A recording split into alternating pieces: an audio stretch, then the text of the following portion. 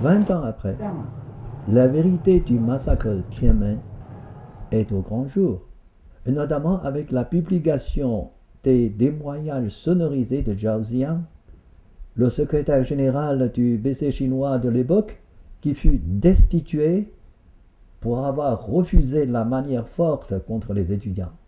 Dans le même temps, en ville comme à la campagne, l'injustice sociale est encore plus criante et les revendications des étudiants ont été reprises par d'autres couches de la population, déclenchant ainsi une résistance bien plus impressionnante qu'en 1989, aussi bien en envergure qu'en forme.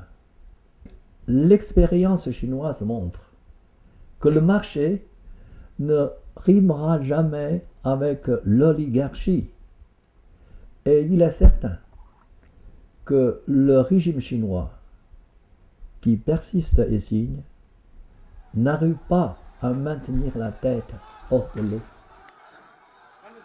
Le régime chinois est tombé malgré lui dans le piège social.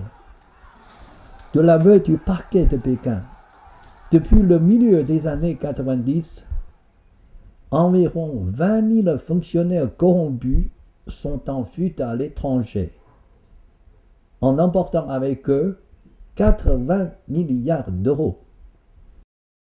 La confusion généralisée à laquelle ont innocemment contribué nos investisseurs continue à pousser de nombreuses familles au bord de la faillite. Cette tranche de la population dite plaignante, qui cherche un dernier recours dans la capitale, a exposé les mêmes griefs que les étudiants il y a 20 ans. Mais comme les étudiants de 1989, ils sont systématiquement déboutés par la pire des violences. Tout comme en 1989, le régime est assoiffé de sang. Mais le sang appelle le sang. Déjà, un garçon et une fille qui ont eu le courage de résister à l'injustice et à l'humiliation ont-ils été érigés par l'opinion publique qui s'exprime sur la toile au rang de héros national pour avoir tué à l'arme blanche plusieurs agents de police et des mandarins du parti. «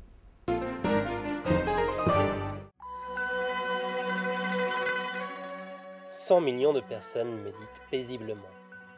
Elles suivent les principes d'authenticité, bienveillance, tolérance. Leur histoire est ce qui a changé la Chine à jamais.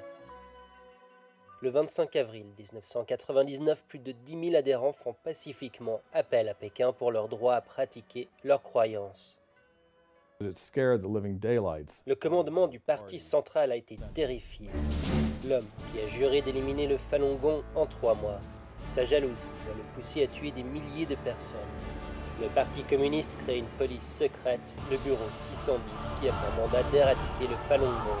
Commence alors la répression brutale dans toute la Chine. Combien de vies cela va-t-il coûter avant qu'ils ne décident que la Chine est allée trop loin? Durant une décennie, la persécution fait rage. Pendant une décennie, les pratiquants de Falun Gong endurent. 迫害的情况下，把我折磨成这样的，都给我卸开吧，怕什么呢？